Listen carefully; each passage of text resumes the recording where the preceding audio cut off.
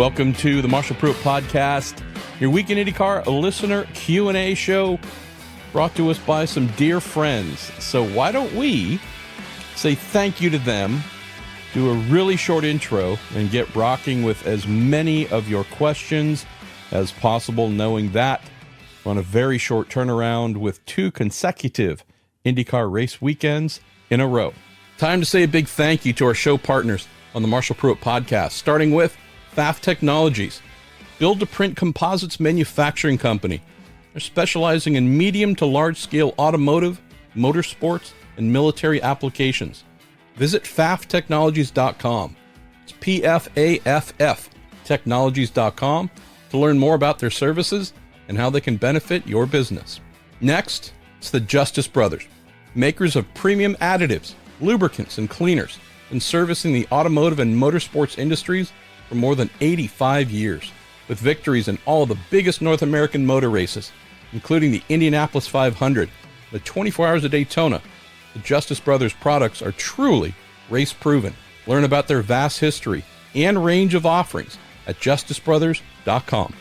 If you're fond of awesome motor racing collectibles, including Pfaff Motorsports McLaren gear and goodies, pay a visit to torontomotorsports.com. And finally, we have a new online merchandise home for the podcast, thepruittstore.com.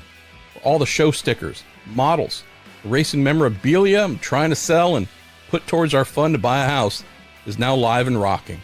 thepruittstore.com. Thanks once again to our pal Jerry Siddeth, who puts together your questions each week, tries to come up with a amusing, entertaining, or something in order. And I do say I think Jerry does a wonderful job. As always, the show is indeed driven by your questions. And a submission from our friend Jim Kaiser says, a high-Q tribute to the master. One thing you'll not hear is Scott Dixon telling us, I ran out of gas. That's right. This is the only podcast about Indy cars where you get haiku. So thank you, Jim. Much love to you. Hope to see you and your family again here at a race very soon. Why don't we go to Louis Delgarno? And I know our guy, our Minister of Mirth, Lance Snyder, asked this, and some others did as well. Louis says, how do I go about purchasing shares in Dixie Co., the refinery that's seemingly buried in the depths of the Ganassi number 9 entry? So I know that some of you, if not many of you, know the story.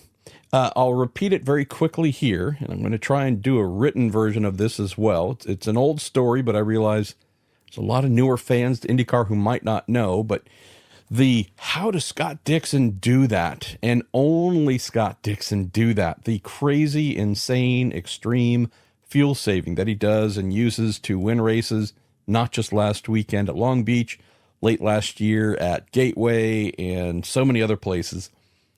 It's all due to 2005, the first year the Indy Racing League was renamed the IndyCar Series, what we call it today. The first year the IRL, now the IndyCar Series, welcomed road and street course racing into their all-oval calendar. And that year at Chip Ganassi Racing, they were partnered with Toyota the year before, I believe, as well. And Toyota was going to be getting out of the series before too long, and at least for them, they did not have much horsepower. Not enough to be significantly competitive wherever they went. And so the one thing they figured they could do that might tip the balance back, I don't even want to say in their favor, but just from being so unbalanced, was fuel saving. What if Dixon could learn how to save fuel like no one else has ever saved while still making really fast and competitive lap times? Because they had a horsepower deficit that really was not going to be overcome. And so that's what they focused on, race by race. Still primarily an oval series back then, but Dixon and the team worked through, tried a lot of things, and found ways for him to do just that. Go incredibly fast and save a ton of fuel to open up fuel strategy options for them that might help them to leapfrog other cars, since by and large they could not pass them on outright pace. It was a very specific problem, the end of a relationship with a engine supplier that in order to be competitive, this is what they thought might be a little bit of a equalizer. Didn't work all the way, but at least made things slightly better. But as a result of going through that intensive season, we have a Scott Dixon who knows how to do things nobody else does. Let's see. Brian Dywart, you're next. Says, Marshall, can we admit Scott Dixon is the IndyCar Gandalf? He gets into weird and impossible situations and just magically wins. Well, Dixon continue to make fuel and win once the hybrid components go online. They generate power through braking, and Dixon's mastery of fuel is through the judicious use of less throttle, not braking. The energy recovery systems are not limited to harvesting under braking, Brian. They can be asked to harvest in all kinds of scenarios, even while accelerating. So this will be a new wrinkle for Dixon to master, but I don't foresee this taking away his superpower. Andrew Howell, you ask a question that, oh Lord, a lot of folks asked, involving people hitting each other and the non-equal distribution of penalties. Says, can you explain the no call on Herta, but Pato got a penalty for hitting Rossi the same way? I think race control made a bad decision on that one and possibly cost Newgarden the win. Dixon was looking prone to getting passed by Newgarden there late in the race, but I got to admit, when he got hit from behind by Herta in turn 11 there, it looked to me like Dixon might be able to hold on. So, not disagreeing, there was certainly a much better chance for Joseph to try and get by Dixon while running second than while running fourth, which is where he ended up and got moved back to. But I'm with you. It makes no sense to me. Did Pato get penalized because there was damage done to Rossi's car and there was a bigger infliction of pain and competitive negativity? I don't know. I can tell you, though, that the two hits looked awful similar. They were both a byproduct of a mistake. Pato certainly wasn't trying to hit and take out his teammate at the fountain there. Colton certainly wasn't trying to hit Joseph and risk doing damage to his car at his home race that he wants to try and win again, obviously. So, these are both oopses. Why one was penalized, the other one wasn't, it makes no sense to me. I'm sure I can call and ask and understand why. I thought about doing that, but to be honest, I then said, no matter what I'm told, I can't find the logic in not giving Herta a penalty. Admittedly, I didn't really think a penalty was warranted for Pato, just because I'm not a big fan of lots of penalties. So, in a perfect world, no penalty for Award, and then no penalty for Herta. But since they did hand out one the first time it happened, makes no sense to me why it didn't the second. Our pal Lord Thike asks something that a few folks have inquired about as well. Can you explain why tapping the side of Newgarden's gearbox triggered the anti-stall? It wasn't a side tap that triggered it. Is this issue new due to the pre-hybrid changes? And will the design need modification, or was this a one-off scenario? So, had nothing to do, I know this was mentioned on the broadcast, as the nose of Colton's car possibly hitting some of the electronics on the side of the gearbox and causing it to go wacky. That did happen, has happened in the past. Just wasn't the case here. Lifted the rear of the car off the ground. Cars have the anti-stall system. That anti-stall system is constantly looking for 0 miles per hour while the motor's running and it's engaged in gear. Driver comes in for a pit stop, puts the thing into neutral. No anti-stall trying to work in that scenario because the driver has indeed put the car in neutral while sitting there idling up in the air, having tires changed and otherwise. With what happened in turn 11, Colton got under the back of Joseph's car, lifted the rear tires off the ground. They were barely rotating, but were effectively not turning. Motors running, things engaged in gear, and anti-stall system says, oh, hey, let's kick you into a neutral here so the motor doesn't die. The anti-stall system did exactly what it should have done, except for there was no real stall that it needed to prevent. So, yeah, this was actually the system working 100% as intended. It was just a bit of a special scenario where it actually wasn't needed. Luke Entrup. How you doing, Luke? This was great fun seeing Rossi tear through the field after the puncture. Going from last P27 to P10 was mega. Reminded me of 2018 Rossi at Sonoma. Full rich, off strategy. Alexander Rossi is the best Rossi. Where do you think he has to finish in the championship to keep his seat at McLaren? I don't think it's a position thing, Luke. I really don't. Knowing that Arrow McLaren sure does have some pretty enticing options in front of it right now. With Theo Pourchaire, who's returning this weekend. The team loved him. I mean, loved him. Callum Ilott as well, along with David Malukas. If this were a normal season and the three intended full season drivers ran all season and we started getting towards summer, this is where I think a solid appraisal of where Alexander stood in the championship might come in terms of him being a free agent and whether they wanted to extend him however many years into the future. Since this year has not gone that way, and they have one or two new drivers, substitute drivers, who they are liking quite a bit, along with David, I think we are staring at something where it's more a case of how competitive will Alexander be in the coming races against a Theo Pourchaire, a Pato, of course, and who knows after that. I think there might be a more immediate look here to close on how is he faring with some really solid young, Alexander's still young, but even younger challengers and chargers in his own team. He's been the guy delivering the best results so far this year.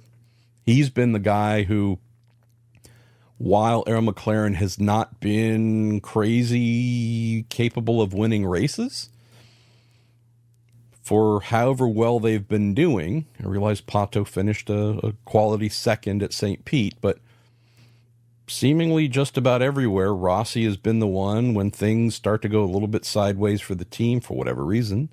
He's there pushing hard, doing pretty impressive things. What this comes back to, though, is I think with Pourchaire in particular, if he shows extremely well this weekend in Barber, I think the heat and intensity both on David and Malukas' future, and I would say also Rossi's future, really start to come into question. If Pourchaire looks like another Pato, similar, equal, maybe even better, again, we don't know. The guy's done one race, but they were impressed enough by him to say, woo, let's see what he does on a natural terrain road course at Barber. If there's an inkling that Theo could be pretty close to a match to Pato, which they have never had, and they do not have right now with Alexander, and we obviously haven't seen David race alongside Pato in the same team, same cars, but the worst thing that I think could happen for David is if they get the impression that Theo is another Pato, then they have questions to ask whether Alexander is somebody they would want to hold on to, if they would want to hopefully get to run David at some point in time this year, and who knows, maybe have a young lineup with Pato, Theo, and David, or maybe Ilott. So Barber, this, I don't even know if the team has thought this all the way through. I've thought it through for them, but Theo Pourchaire's weekend in Barber, I think, is going to set a lot of things either in motion, in terms of change, or a lot of things in motion in terms of maintaining status quo. Where do we go next? Michael Howard says, MP, I noticed VK's car appeared to have no sponsor at Long Beach. Was this a one-off no sponsor, or is Ed in trouble? I did see the team's primary sponsor there. Instead of BitNile being the big thing, the owner of BitNile has the, I forget, what is it called? Guys Care, Men Care, something similar, et cetera, et cetera.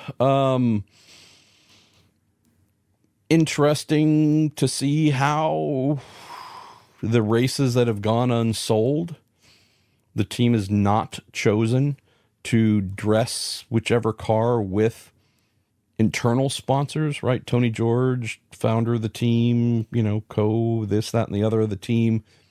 He owns a number of businesses. Sonax, for example, we've seen on the side pod of a number of Ed Carpenter racing cars. He's the, I believe, exclusive North American importer for those German car care products, right? Hasn't been uncommon to see Sonax or whatever on a car and you go, oh, cool, that's a sponsor. It is. It's just kind of promoting the internal family business. Interesting to see how they've changed that approach this year for whichever events might not have sponsorships sold. Does that spell a problem? Not one that I know of in terms of they won't complete the season or otherwise, but there's a lot of really positive things happening in IndyCar, a lot of things in development with charters and so on and so forth. If you remember coming into the opening race of the year, I wrote about the formation of a informal owners group to bring their concerns and problems to Penske Entertainment. That happened because obviously those folks were highly concerned about a number of things. Almost all of the biggest, most timely concerns centered on money and budgets and income. Marketing is in there too, but money and things being too expensive, hard time finding the money to pay for things, that is a really big item. This is just the visual evidence of that. Dale Coyne Racing as well, having to go from event to event with its second car, searching for drivers, some who hopefully have some funding they can bring. Their primary car not being overly dripping in funds. We're starting to see some of these struggles manifest visually, and we can't ignore their roots. So, not tearing down the series, just saying that while there are some welcome and newer positive things starting to build, some of the ones with a little bit deeper roots like this, we can't ignore as well. So I think they'll be fine for the season, but you hate to see it, right? Stuart Arith. How you doing, Stuart? Why did I call you Starrett? We'll go with Starrett, sure. Who from Penske was listening to your podcast, your past episodes about Zach Brown, and thought it was a good idea to add him to the marketing task force? True, I have mentioned that quite a few times on the podcast in years past, that one of the smartest things Penske Entertainment could do would be to engage Zach and or just outright hire McLaren to be a significant assistance in their marketing efforts. I guarantee you none of them listen to this because that would be silly. But yeah, great move. Enjoyed talking to Zach about this in depth last weekend. You hope that they listen. It's one thing to invite someone into something. It is very different to then receive their words and ideas and criticisms and decide to turn those into action items. It's just happening, so there's nothing to report in terms of, oh, Zach and or McLaren have done a full assessment of IndyCar's marketing and come back with a 300-point report. Again, we're not even 1% headed in that direction yet. Would say, though, that I love the effort. I love the move. Give it just a little bit of time to see if there's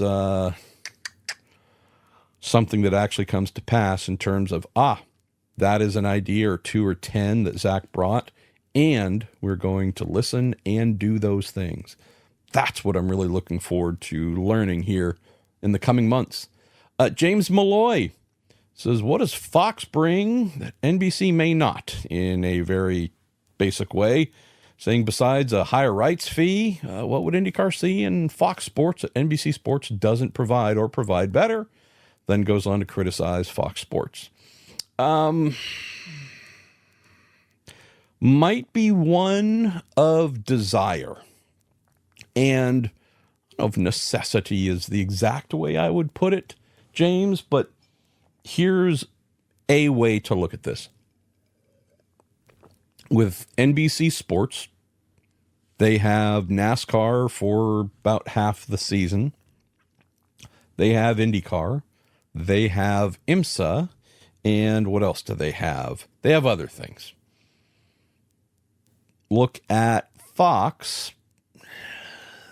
They've got what? NASCAR? And that's being reduced next year in this new deal that NASCAR's done. So they'll have fewer races. I think they have the NHRA. I know that's not doing real great business television ratings wise, but they have more than one racing series. That is true. But they're NASCAR. That's their motor racing property. Not much else comes to mind in terms of a front headlining top tier motor racing thing to present. NBC seemingly has plenty start of the year to the end of the year. Fox will be, with this new NASCAR deal, done. They broadcast through, I believe I'm told, their NASCAR schedule, which starts in February at Daytona next year, will go through something like the middle of May. So it's not a lot of months before NBC takes over, and then some of the streaming stuff with Amazon Prime and this, that, and the other.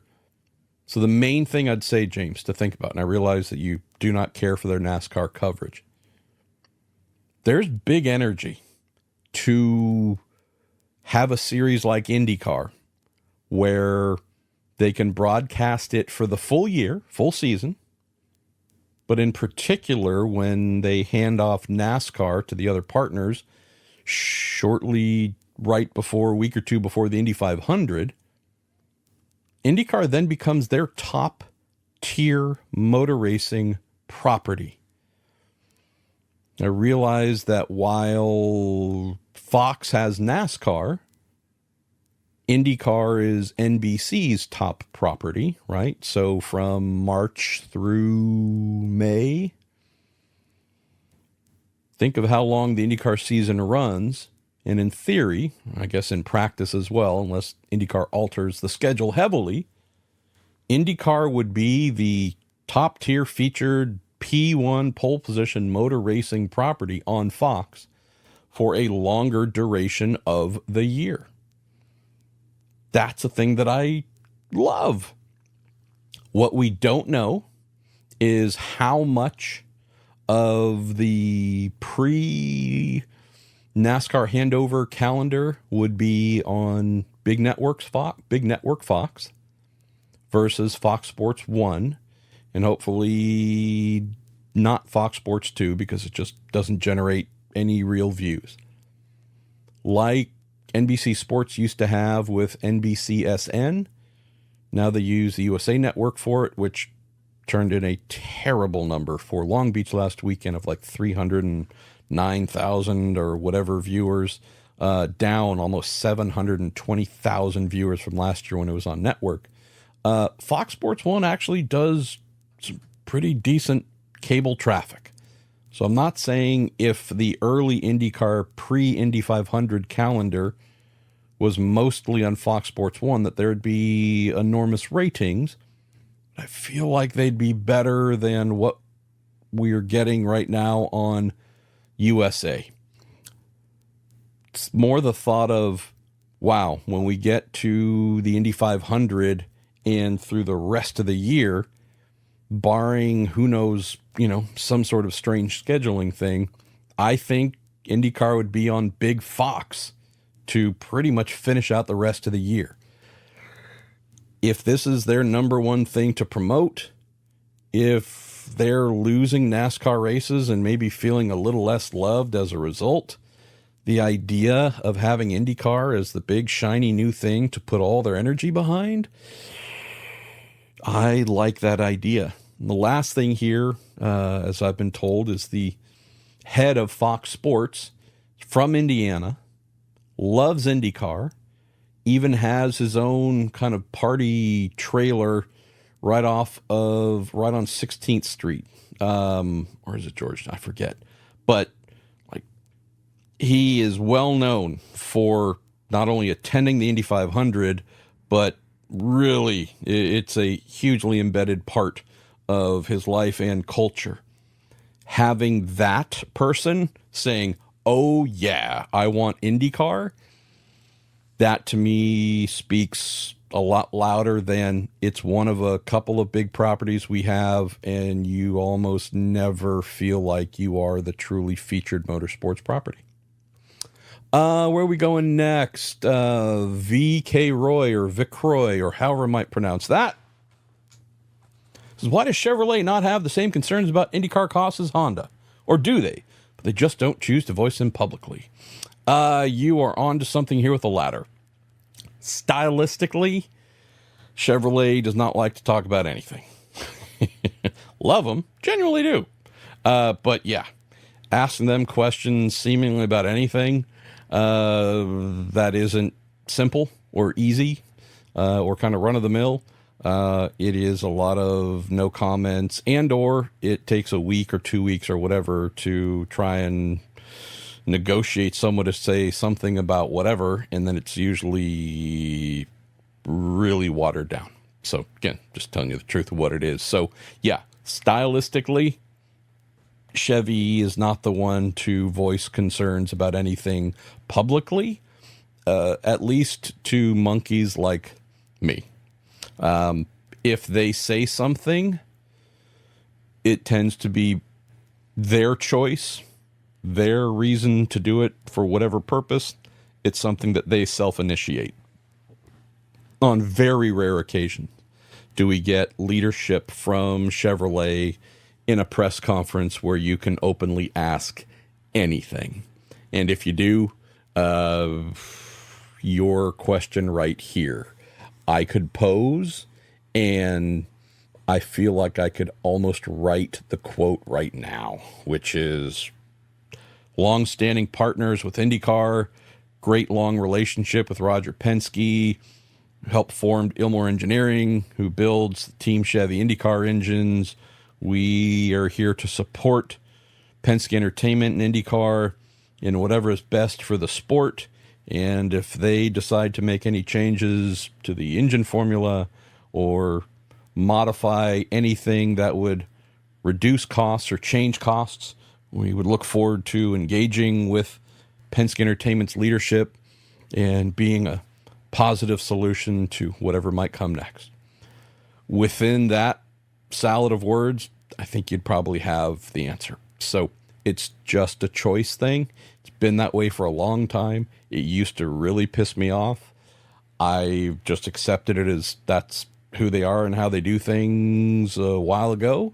And honestly, it's reduced my frustration level once I just accepted knowing that it is what it is. Greg Denny, and I think a couple others asked as well, what happened to JR's McLaren that Tony Kanaan was driving last weekend at Long Beach? The beautiful 1974 Indy 500 winner, the McLaren M16D Offenhauser. What happened to it? Well, did a visor cam with Tony Friday morning. Didn't have a lot of clear laps. Motor started to not be super happy. It was just running a little bit rough. And had the next session Saturday morning, and the motor ran really rough. Didn't break in terms of blowing a hole out of the block or whatever else, but the excellent crew, the mechanics from McLaren Heritage, stuck a boroscope down the cylinders and showed me a photo they took where you could see that one of the cylinders looked like someone dropped some nails or whatever else inside of it, and between the valves and the piston popping up and down, it got beat up really bad. So reminding me that I need to post a little video that I shot Sunday of them yanking the motor out of the car and putting the car back together, because they needed to send that motor off to get fixed because they plan on having it run here very soon. Doughboy, how you doing, Doughboy?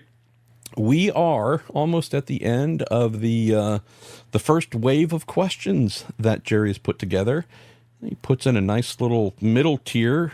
Says, hey, if you get through the main ones quickly, here's some more you can do if you want. So Doughboy says, there was a recent discussion on NASCAR and what happens with unused tires after a race. So how does it work in IndyCar with Firestone? Super simple. All the tires go back and are dismounted from the wheels owned by the teams, and they return to Firestone. With how things work in IndyCar, each team pays for a tire lease in the same way that they lease engines from Chevy and Honda. All those tires belong to Firestone, and whether those are used or even if there's a set or more that are unused, those go back to Firestone after the race. That is not only their physical property, but also their intellectual property, and they are not keen on letting such things go. Now, there is one exception, and I'll admit I don't remember exactly how this works, but teams are allowed to hold on to an old set of tires to use as the tow tires. So as you see the cars wheeled out from the transporters first thing Thursday or whenever they might be getting into the track, you'll see some nice shiny wheels, but you'll see some tires that are a bit discolored. Clearly, they've been around for years. That's their tow tires, and it's just as suggested. They're old, used for towing the car around if you need to go over and fuel up the car, you need to go through tech or wherever else. They get used for that instead of putting beautiful, fresh tires on the car and rolling through paddocks wherever and possibly damaging them, running over whatever folks might drop or little parts and pieces. They use tow tires for that. So that's the only exception of what teams are allowed to keep. And again, could I be wrong about maybe rain tires? Possibly. I'm forgetting that part, but I know the actual slicks themselves, those go back. Dear friend of mine from north of the border says, why does IndyCar not give a toss about Canadian fans? Why does TSN, he puts in brackets, Canadian ESPN, not give a toss about IndyCar? No cable coverage last weekend. When IMSA can show free, and we get lowly Saudi F4 in Canada, why is this so hard? So yeah, as I was told by a couple of friends in Canada last weekend, IMSA was shown readily and easily on cable. IndyCar was not. Had to have like a streaming tier, I think TSN Plus, in order to watch the IndyCar race. Yeah, I'm with you, friends. What's the measure of a team that's really good? Is it that they can win big races every now and then, but that's it? Or are the ones who win championships, who don't always win the most races, but they're so darn consistent, right? They're always thereabouts on the podium, and they do get those victories. Those are the ones who we remember as the all-timers, right? Gosh, so many championships, so much success. I just apply the same mindset here to a racing series. It's one thing if you put up a couple big wins each year. Hey, we announced this, we signed that, we got a big new circuit we're going to. Again, those are awesome. But is there a consistency to that? I'm not fixated on the big wins. I'm fixated on, are you hitting all the little things that create excellence, the equivalent of a championship win on an annual basis? It's just stuff like this where you go, hey, our dear friends in Canada, the only place that isn't the USA that we visit. It's not like IndyCar is the one sending the signal straight from, the Penske Entertainment operations trailer to all different places in the world. They're not the ones setting policy for Canadian television.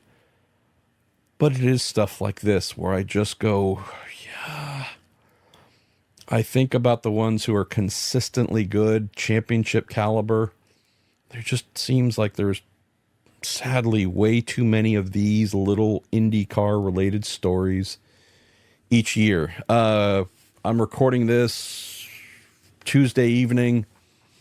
Try and get this posted as soon as I'm done. First story, first or second question and answer in tomorrow, Wednesday morning's Racer Mailbag involves an equally large WTF head scratcher from the series that, I don't know, maybe it's not as big of a deal as it struck me, but just another thing where you go, we're not here to beat you up, okay? I realize we need to beat you up sometimes because sometimes that's what you need to toughen yourself up and do better, but we just want to celebrate you. We love you. Like, truly, we love you. We want you to have nothing but victories. Good Lord, you make it hard. As my friend here says, why is this so hard? Same story. Been told for a long while. Well before the current folks who own it bought it. Ken Anderson, Ray of Sunshine, says on their podcast, Hinch and Rossi didn't think records were going to fall at this year's Indy 500. They thought the cars would be faster than last year, but the weight distribution wouldn't be conducive to an oval. Made sense to me. What do you think? Says, as many of you have here, but I've trimmed them out just to save time. Says, as always, hugs and prayers to you and Chabrel. Thank you. We're also joined by our cat, Rosie. She's chilling in the window. Well, am I going to disagree with two IndyCar drivers? Probably not.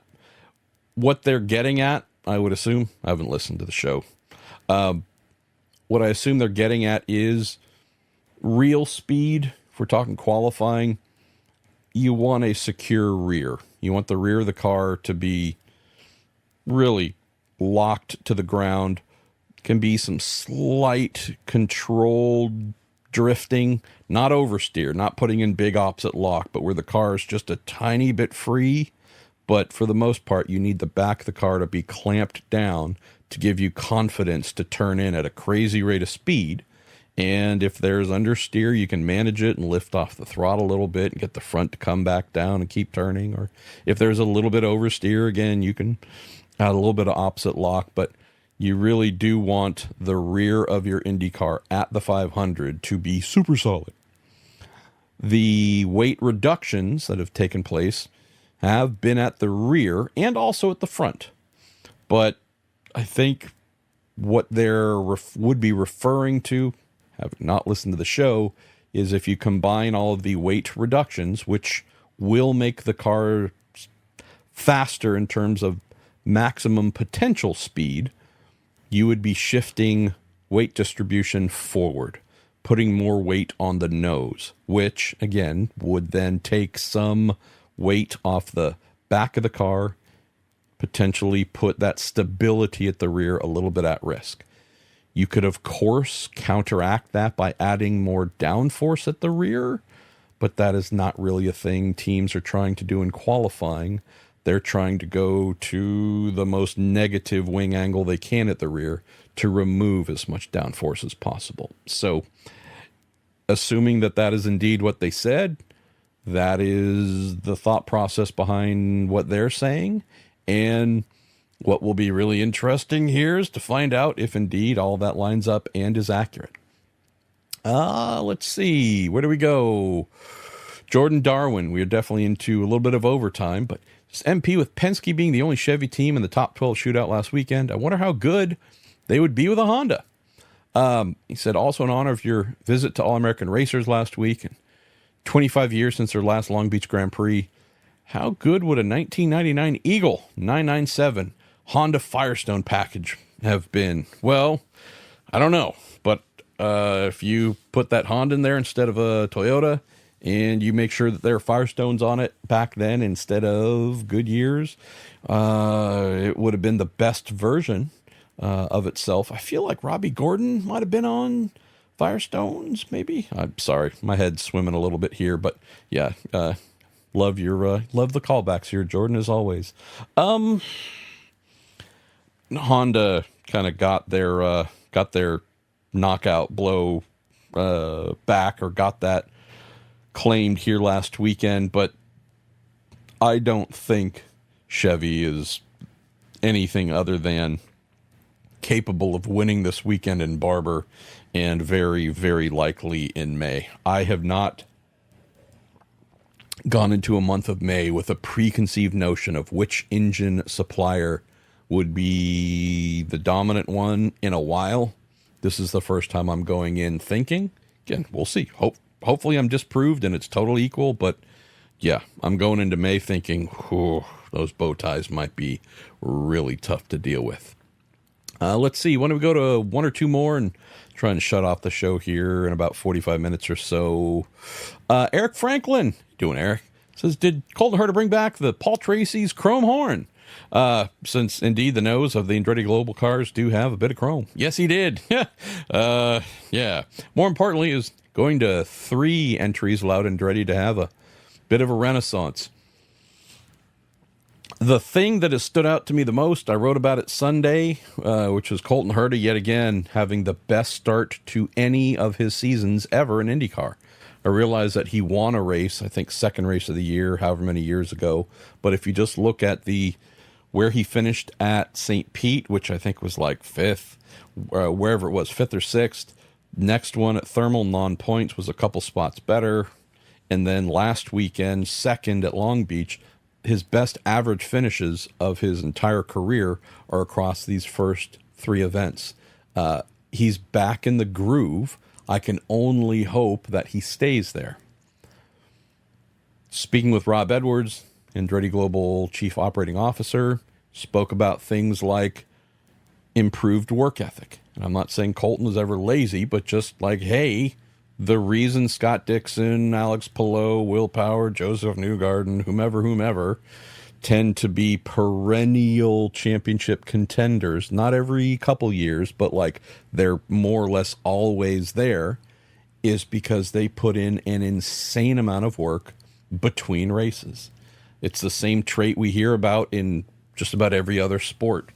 It is not just to show up on game day and swing or shoot or run or whatever it might be and you just magically win championships. It's, wow, ton of work in between.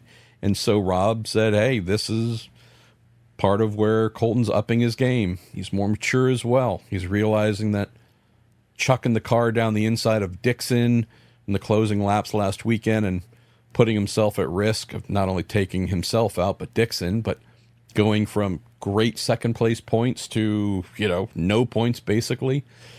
That might be a consideration a couple years ago, who knows, but now he's seeing the bigger championship picture. So that's the one big thing that stands out. The other thing that is related is this. I realize that he hasn't had the results that he wants in there, but Marcus Ericsson, hello to all the damn respect you are due. Finished 5th last weekend, right? Wasn't the best Andretti car. That was indeed Colton, but he was right thereabouts. If you look at I think he finished 25th, Eric, at St. Petersburg, through no fault of his own, was running strong. I think he might have been the top Andretti car when he had problem with the engine. It wasn't the actual metal bits, the internal combustion bits, the air filter on one side. I think it got hit by debris and basically got pushed in and blocked off the air, feeding them one side of the motor. And again, that's not the way to make the motor run. So he was taken out early through zero fault of his own, but Ericsson, to me, has been the okay. I guess the other way to say this is looking at how Chip Ganassi Racing had 3 super strong entries wherever they went last year with Palou, Dixon, and Ericsson.